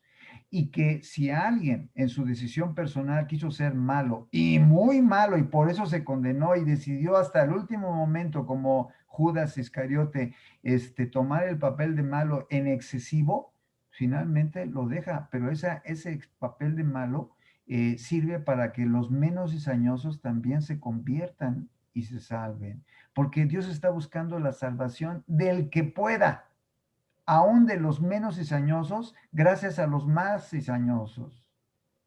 ¿Me estoy explicando, Luz? Sí, doctor. Piénsalo, Luz, piénsalo y se dará cuenta de que también los muy cizañosos sirven para que los menos cizañosos se salven. Y eso es algo que muchas veces no medita mucha gente y no comprende por qué precisamente Dios deja la cizaña junto con el trigo. Por eso es que le dice Dios a los ángeles, no lo quites, no quites la cizaña, porque esa cizaña también tiene un plan de salvación en mi historia del mundo. Gracias por esa pregunta tan interesante. Pero, Mario, referente a la pregunta tan bella que hizo Luz, sí. A mí me queda una inmensa duda. Sí. Si eres padre o madre, y como todos los días lo vivimos en este país, que cada día lo sabemos está peor, y yo tengo una hija de 15 años, y no la puedo ver, no la puedo oír, no sé si la secuestraron, la metieron a trata, le sacaron sus órganos, no sé, y es una criatura de 15 años, bellísima, que estoy esperando que llegue a mi casa como madre. Sí. ¿Qué puedo yo sentir?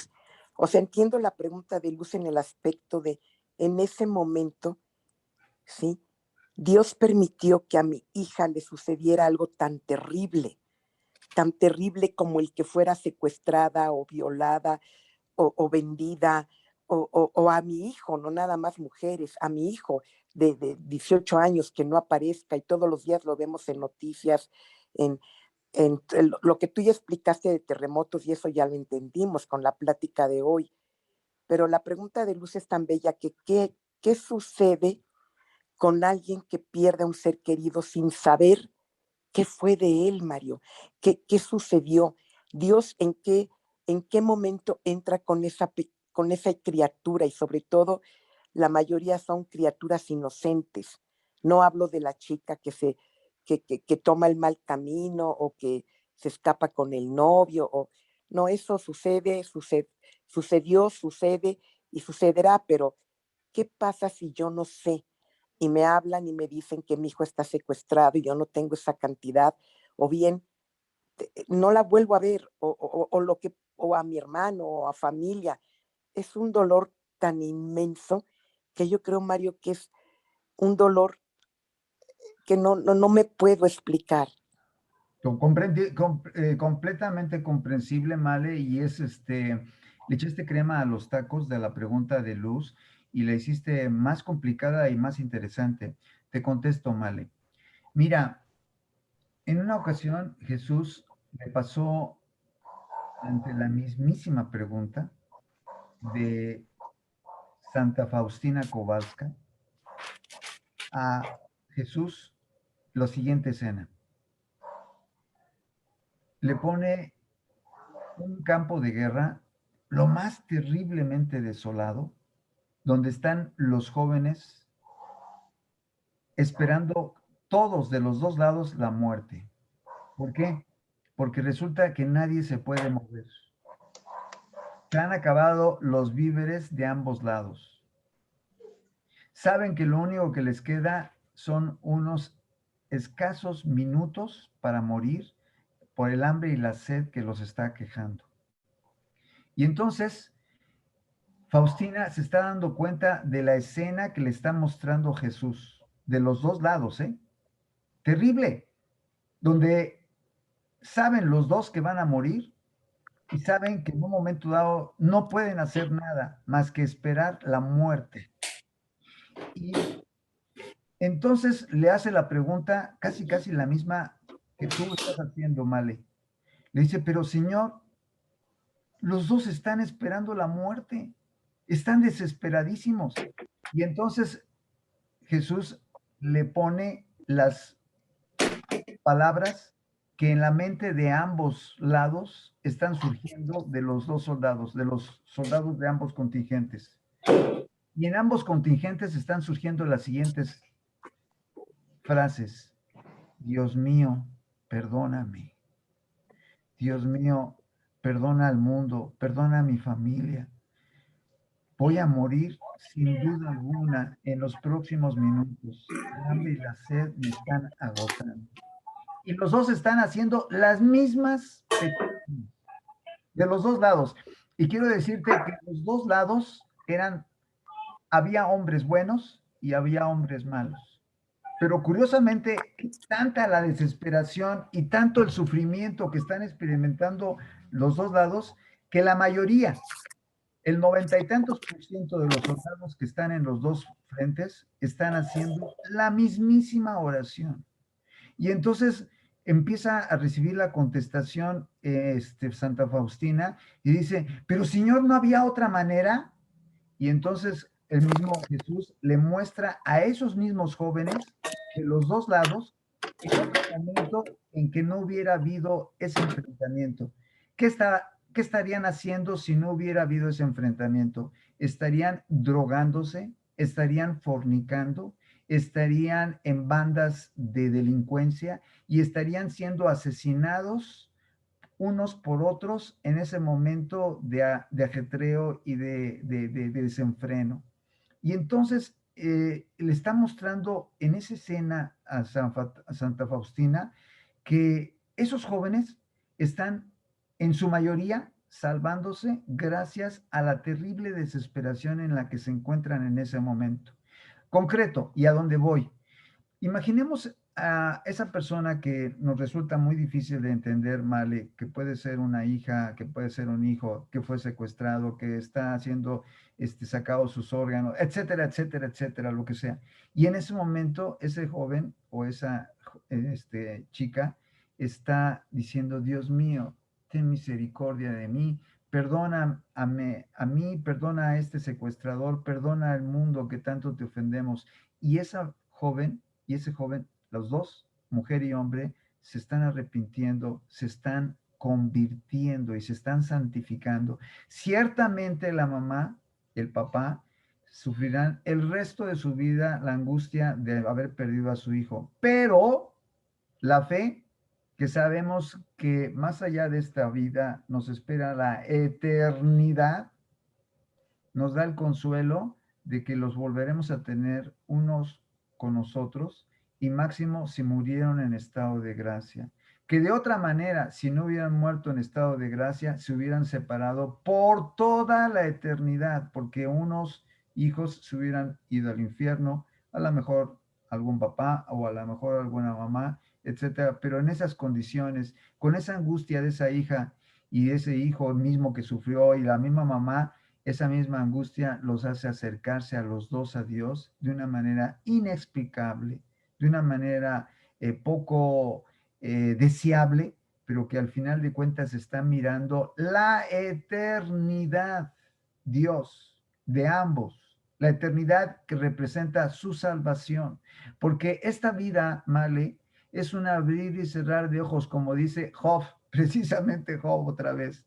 La vida es como un abrir y cerrar de ojos, como un relámpago que apenas aparece y desaparece. Así es de breve nuestra existencia. Y por lo tanto, si la pasamos bien o mal, lo importante no es eso. Lo importante es que vivamos y muramos en estado de gracia. Y ese dolor y ese sufrimiento por lo que pasa a un hijo, por lo que sufre el padre, etcétera, o la madre, ese dolor ayuda mucho a que se arrepienta uno y se prepare para la eternidad. Por eso es que cuando Cristo en el huerto de Getsemaní le dijo a su papá, a Papito Dios, todo te es posible, Abba, papacito, líbrame de este sufrimiento. ¿Y qué crees? El Padre no se lo libró, lo llevó hasta la última gota de sufrimiento, cuando su hijo no había merecido sufrir nada porque era el justo más absoluto de toda la historia de la humanidad e iba a sufrir más que cualquier hombre y cualquier mujer en toda la historia, más que aquel mamá que estaba desesperada por la hija que perdió, que fue secuestrada, que etcétera, etcétera, más él lo sufrió. ¿Y sabes por qué? Porque Jesús sabía de antemano lo que iba a sufrir en su pasión y muerte, y eso lo llevaba a tener, como dijo él, una angustia de muerte, porque nosotros, como no sabemos cómo vamos a morir, no tenemos esa angustia, pero sí Jesús. Jesús sí la sufría todos los días porque sabía cómo iba a morir.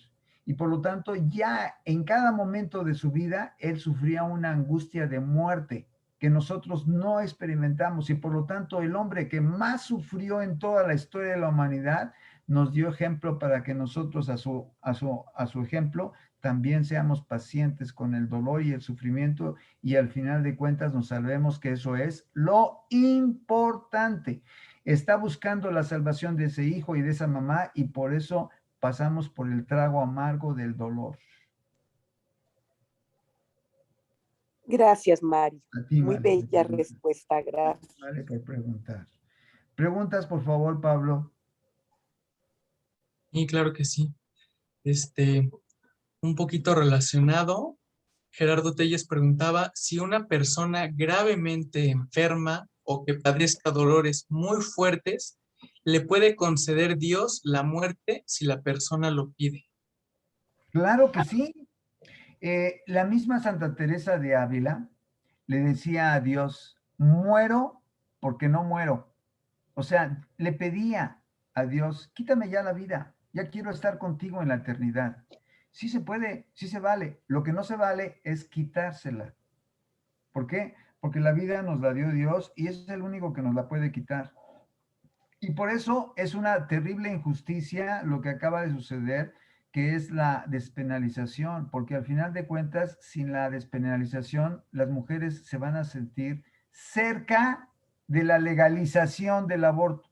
No es lo mismo despenalización que legalización, pero están tan cerca una de otra que casi una lleva a la otra. ¿Por qué? Porque cuando se ha despenalizado el aborto, una mujer dice, pues ahora puedo abortar en todas partes, en cualquier parte, nada más que como no está legalizado, por lo menos en otros estados, porque aquí en la Ciudad de México, en Hidalgo, en Veracruz y en Oaxaca, Morena ya hizo en esos 3 estados, como también lo había hecho el PRD en la Ciudad de México, la legalización del aborto, aquí sí. Y por lo tanto, si no hay penalización, pueden venir a hacerlo en cualquiera de esos 4 que acabo de mencionar, incluyendo la CDMX, y por lo tanto, entonces, no hay ningún problema porque tengo ya la facilidad de que me lo practiquen y además no tiene ninguna penalización. Y por lo tanto, entonces nos estamos encontrando frente a una situación de crimen espantosísima de los seres más inocentes que hay en el mundo, que son los bebés, que son los que no han cometido ningún pecado y que los estamos sentenciando a la pena máxima, a la pena de muerte. ¿Y solo por qué? Porque simplemente no quiero que me desgracie la vida. Dice Ruiz Gile, ¿se desgració la vida? No, nadie la desgració. Esa mujer embarazada, que pudo haber sido por violación, puede tener a su hijo y regalarlo sin matarlo y volverse a olvidar de él, ya nunca más volverlo a ver. ¿Cuál es el problema? ¿No lo mató? ¿Cuándo le desgració su vida? Finalmente fueron 9 meses de embarazo que al final de cuentas permitió traer la vida y fue madre. A lo mejor nunca lo volverá a hacer. Y a lo mejor gracias a eso después volverá a buscar a su hijo y lo encontrará vivo. En cambio, muerto ya no lo encontrará porque ni sus cenizas podrá encontrar porque son esparcidas, son tiradas. Finalmente, no hay nada como la oportunidad de respetar la vida y conservarla y cuidarla. No solamente la mía, sino la de los demás. Por lo tanto, el crimen que estamos viendo ahorita del aborto se parece a lo que viene la eutanasia, que ya también existe la eutanasia en nuestra ciudad y que por lo tanto no estamos viendo más que el desenfreno de una sociedad descompuesta y promovida por este gobierno y por lo tanto ustedes comprenderán que no podemos aceptar esto como cristianos y por eso es que rechazamos este tipo de gobierno que nos rige porque al final de cuentas es contra a nuestros valores. Gracias por preguntar, Gerardo. ¿Quieres ahondar más en tu pregunta? Porque a lo mejor puede ser que tenga necesidad de darle un matiz más. Gerardo. No, sí está bien contestada. Nada más lo que yo tenía duda es si podía uno pedir que se muriera cuando pues Dios nos regaló la vida y sí creo se que debemos puede, Gerardo, aprovecharla al máximo. Y sí se puede, pero nunca procurarlo ni para nosotros ni para los demás. Dejarlo a la voluntad de Dios y respetar nuestra vida y la de los demás. Eso es nuestro deber, cuidar la vida. Ese es nuestro deber máximo. ¿Por qué? Porque cuidando la vida de mía y la de los demás, finalmente es el plan de Dios. Él es el único que, habiéndomela dado, puede retirármela con una enfermedad, con un infarto, con un accidente, con un secuestro, con un asesinato y un robo, etcétera, etcétera, etcétera, etcétera. Todo el mal que tú quieras que se puede dar en el mundo y que se está dando, al final de cuentas, Él es el último que tiene la palabra para haberlo permitido. Pero nunca procurarlo nosotros, porque nuestro deber como cristianos es respetar la vida propia y ajena y dejar a Dios que Él decida sobre el acortamiento de la nuestra o la de los demás. Pero sí podemos pedir que se pueda acortar. Y hasta ahí. Punto. Nada más. Gracias, Gerardo. Gracias. ¿Preguntas, Pablo? Claro.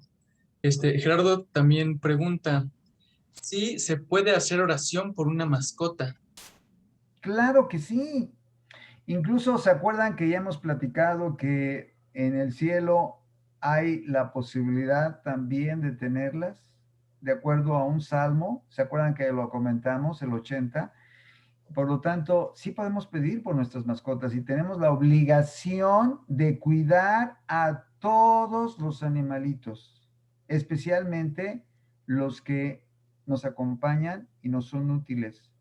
No así necesariamente a la fauna nociva.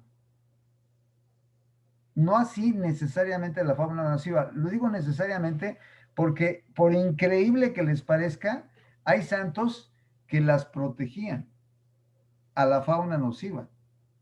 Por ejemplo, en la vida de los santos hay ocasiones en las que protegían un alacrán, una araña, que estaba cerca de ellos.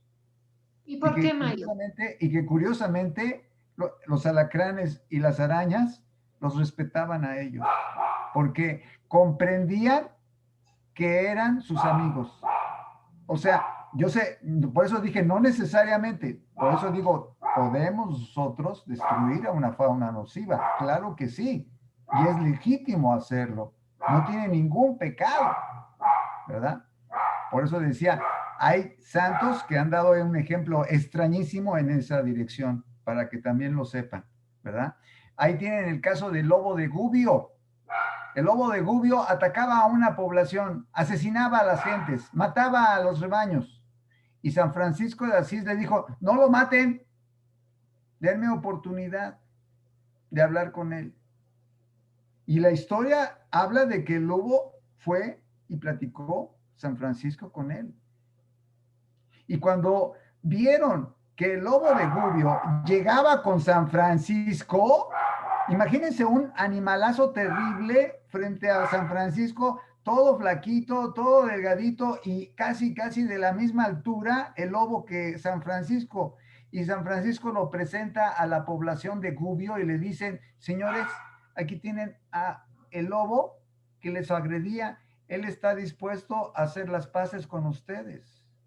Y el pueblo de Gubbio decidió alimentar al lobo con sus obras que le daban de su comida. Y a la entrada de Gubbio, hoy existe el lobo, una escultura del lobo que ellos cuidaron y protegieron hasta que murió en santa paz. Así que la fauna nociva podemos atacarla, pero no necesariamente siempre, por lo que acabo de explicar. O sea, hay casos que nos muestran que aún esa fauna nociva no es tan nociva. ¿Preguntas, por favor, Pablito? Claro. Gerardo también pregunta, ¿qué pasa si no bendecimos una imagen o un rosario? Bien, miren, los objetos bendecidos tienen más indulgencia. Por lo tanto, si ustedes tienen la oportunidad de tener un rosario bendecido por un sacerdote, háganlo. ¿Cómo lo pueden hacer? Muy fácilmente. En las misas de los Caballeros de la Virgen, especialmente la misa de Ecuador, todas las misas de Ecuador, el padre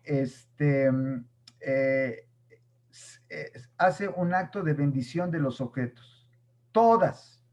Igual si ustedes fueran a la basílica, igual sucede lo mismo. Así que pueden facilísimamente obtener la bendición de los objetos que les conviene tenerlos benditos, máximo si son objetos religiosos, porque tienen más indulgencia. Indulgencia significa perdón.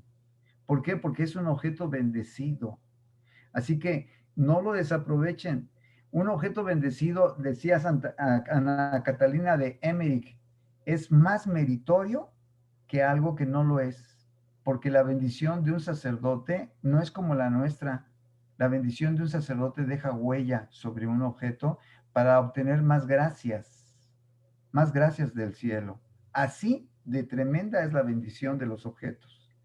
Gracias, Gerardo. ¿Preguntas, Pablo? Sí, claro. América está, por ahí hizo una pregunta, América, creo, sí, es claro. una bellísima, por favor, ¿quieres leernos la de América? Sí, claro. Dice, ¿qué debo hacer si me da el sacerdote 2 hostias al comulgar? Él no se dio cuenta, yo me puse muy contenta. Ya. Miren, si una persona recibe un pedacito de una hostia, así de chiquito, recibe al mismísimo Cristo que si se comiera 3, 4, 5, 6, 7 hostias consagradas. El mismísimo.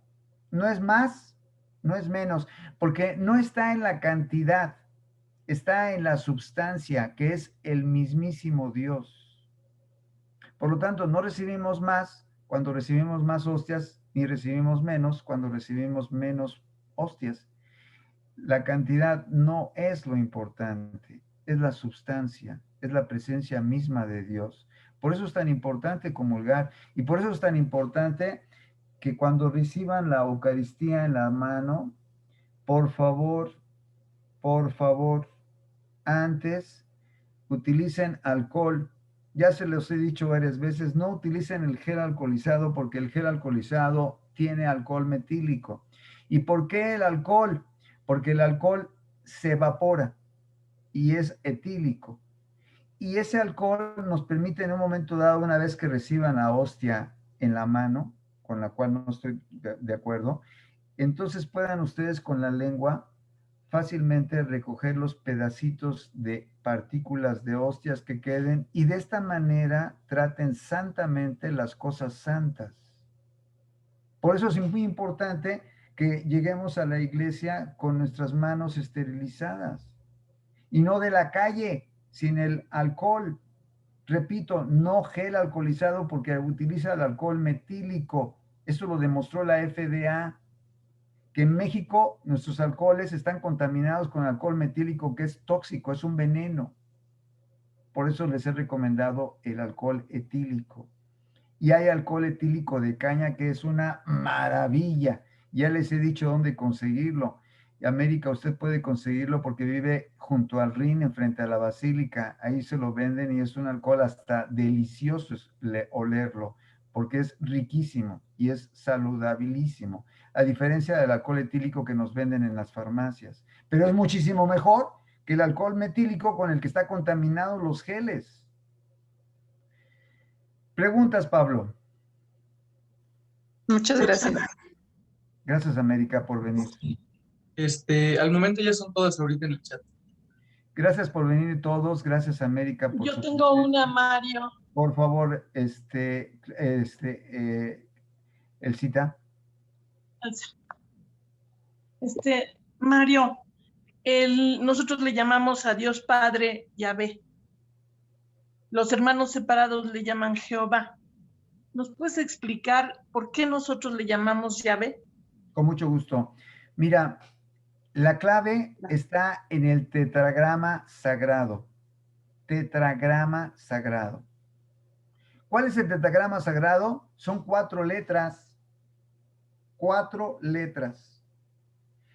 Empieza con Y, luego empieza con H, luego W y luego H.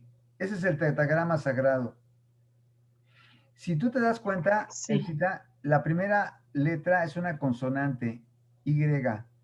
Y en el hebreo antiguo no había vocales y después fue vocalizado. ¿Y cómo fue vocalizado? A la palabra, al tetragrama sagrado, se le puso la palabra Adonai, que significa Señor de señores. Por lo tanto, si tienes una Y y luego tienes una A, y luego tienes una W, y luego tienes una H, la palabra se traduce facilísimo, sencillísimo, Yahvé. Por lo tanto, Jehová es una pésima traducción. O sea, ese no es el nombre de Dios. El nombre de Dios es Yahvé, porque es la vocalización de la palabra Adonai sobre el tetragrama sagrado que empieza con Y y la letra que sigue es A. A. Entonces tienes la Y, la A y luego la W que suena a B y por lo tanto te queda Yahvé. Por lo tanto, la correcta traducción del tetragrama sagrado es Yahvé. ¿Qué significa Yahvé? Significa el que es. ¿Qué significa eso? Y Que es Dios- en hebreo. ¿Mande? Es hebreo, sí, correcto. Es hebreo. Es hebreo, correcto.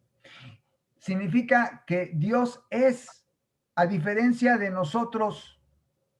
Por ejemplo, le dice Jesús a Santa Catalina de Siena, yo soy, ¿quién eres, Señor? Cuando le pregunta Santa Catalina de Siena a Jesús, yo soy el que es, y tú eres la que no eres. ¿Por qué? Porque nosotros, antes de 50 años, antes de 100 años, antes de 200 años, no éramos nada. O sea, y en cambio Él siempre es. Por eso, cuando una vez le preguntó Diego Rivera a un sacerdote que llegó a ver su pintura en un mural en el Hotel del Prado, donde decía una frase, Diego Rivera, ¿ya leyó, padre, lo que dice ahí abajo? Dios no existe.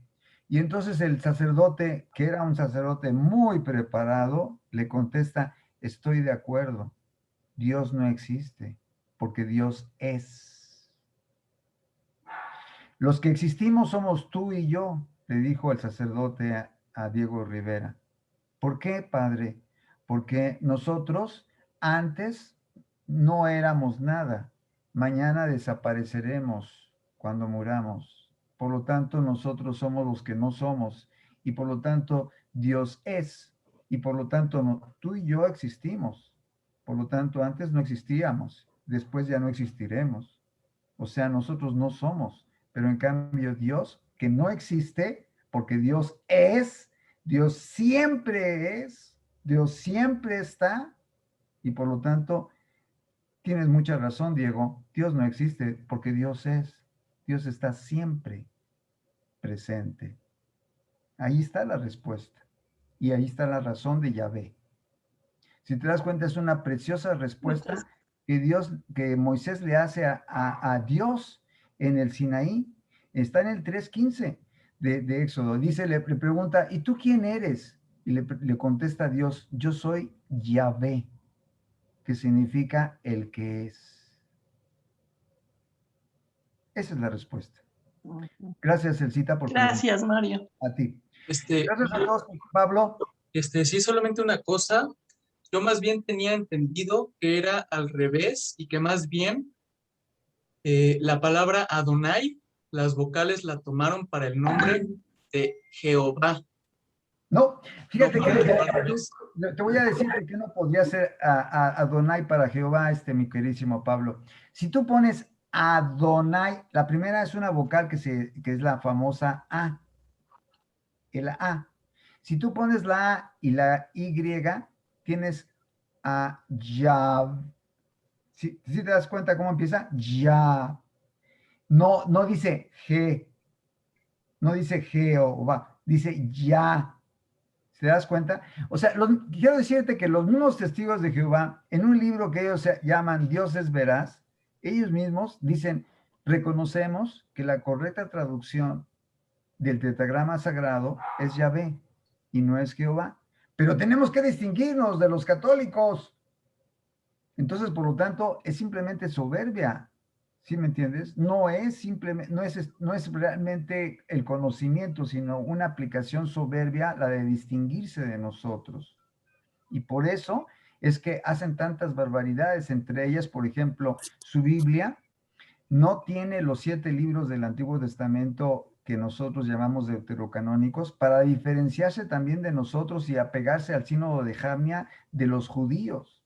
Pero es simplemente soberbia, porque al final de cuentas, la versión de los 70 reconoce a los 7 libros del Antiguo Testamento y otra vez más se requiere humildad para reconocer el valor de esos libros y también el nombre de Yahvé, si te das cuenta. Entonces, nada más con la letra A, te das cuenta que el correcto nombre es Yahvé y no Jehová, porque el A no aparecería en la primera sílaba. ¿Sí me entiendes, Pablito?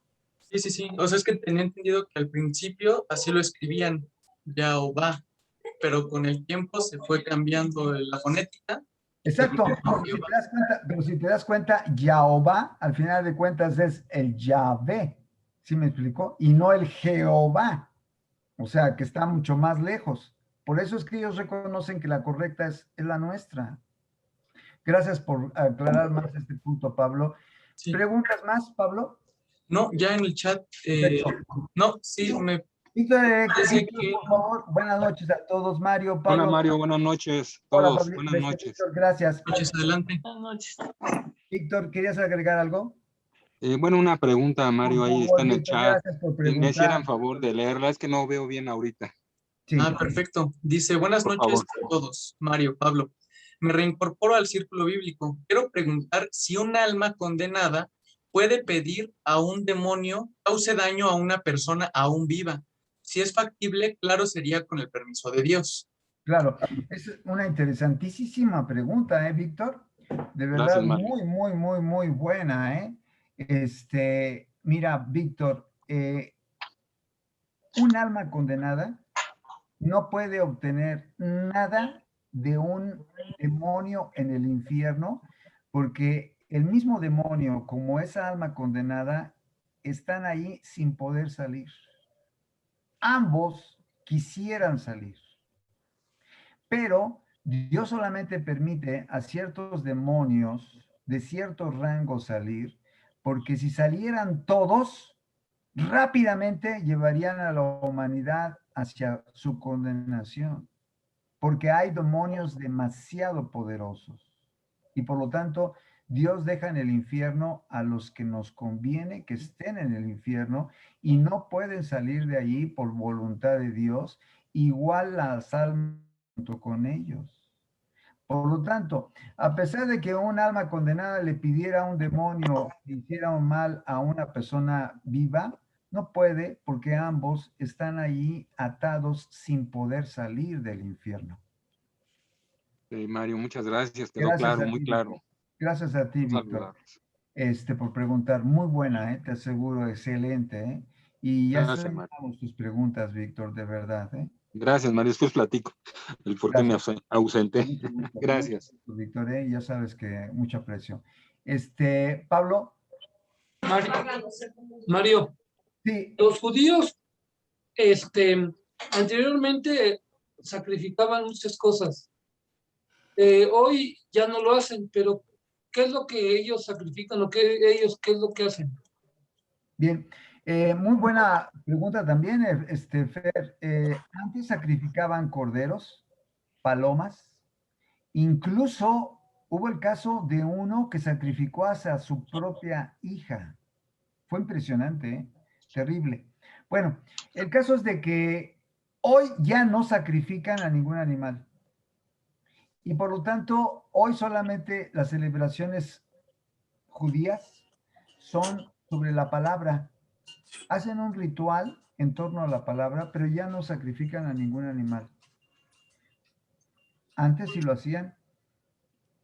Y al final de cuentas, cuando dice el texto sagrado, tanto de Daniel como de Apocalipsis, y abolirá el santo sacrificio, está hablando solamente de una iglesia en donde el anticristo abolirá el único lugar donde se celebra un sacrificio en los rituales religiosos, que es la Iglesia Católica, que es la Santa Misa.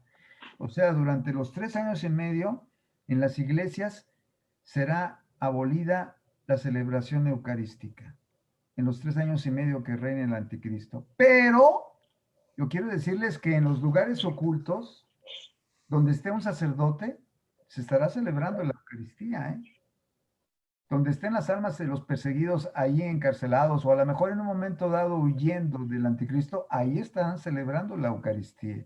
Así que no será abolida en todo el mundo, pero sí en todos los lugares sagrados. Y por lo tanto, hoy en día los judíos no celebran ya ningún sacrificio. El único que celebra sacrificios en el mundo es la Iglesia Católica. Pablo. Y ahora sí, en el chat son todas. Perfecto. Nos vemos primeramente Dios el próximo sábado. Gracias a todos por venir. América, ya la extrañábamos. Y también Male, gracias por venir. A todos los que se han reintegrado, gracias. Por favor, inviten a sus familiares y amigos. y nos vemos primeramente Dios el próximo sábado. Y por favor, mientras tanto, su rosario, el rosario de la misericordia o coronilla de la misericordia y también su ayuno. Ustedes lo saben ya como compromiso y máximo ahora que tenemos que reparar las ofensas de lo que ustedes saben que todas esas leyes implican. Gracias, que Dios los bendiga a todos. Dios los bendiga a todos. Gracias, Mario. Buenas noches. Saludos. Buenas noches. Saludos a Silvia, Mario. Gracias, Víctor. Saludos. Silvia también. Saludos a Silvia y a Saludos Lupo. Gracias. Gracias a todos. Saludos, Dios los bendiga. Igual.